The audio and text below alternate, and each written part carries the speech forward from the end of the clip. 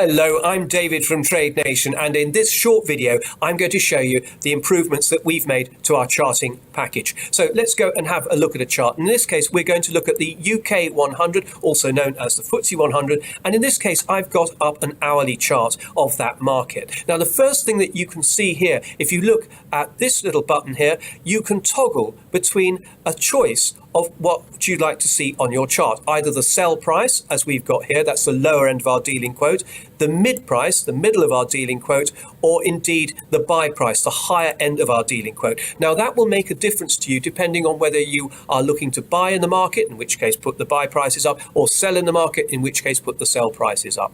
Now, if you have a look over here and click on the trade button, you'll notice a difference. When you click on that, not only do we get the trade ticket up here in the left hand side, but we also have a panel which comes out and it'll show you any positions or any orders that you have on this particular market. It won't show you anything else, but anything that you have on the UK 100. Now, as you can see here, there's two things showing. First of all, I have an open position on the UK 100 and I've bought at 70.42.4. If I click on the text button on the text bar, you'll see that position come up on the chart straight away, and you can see where it stands in relation to prices now. As you can see, prices are some way below my buy price.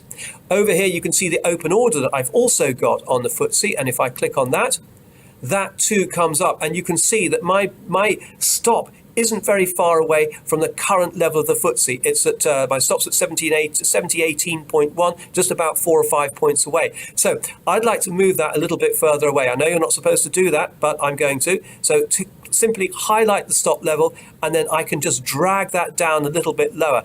Let's try putting it at 7,000. Now I get a dialog box which comes up here asking me to just fine tune the stop level, and I do want to put it at 7,000.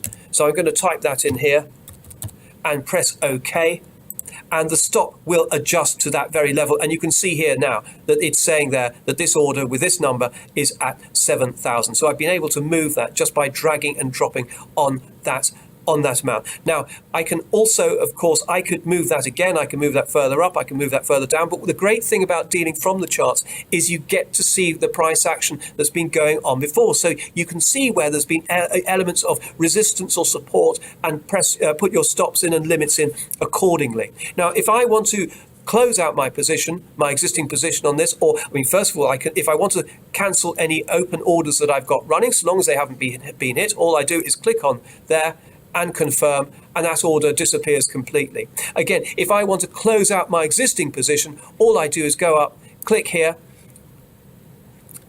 and that's just going to confirm my order by clicking on submit, and I have closed out that position. If I go back to the screen, you can see that open orders, it's disappeared from open orders, disappeared from open positions, and it will now be part of my transaction history. Thank you very much for watching. I hope you enjoyed that, and in the next video I'll show you about leaving contingent orders.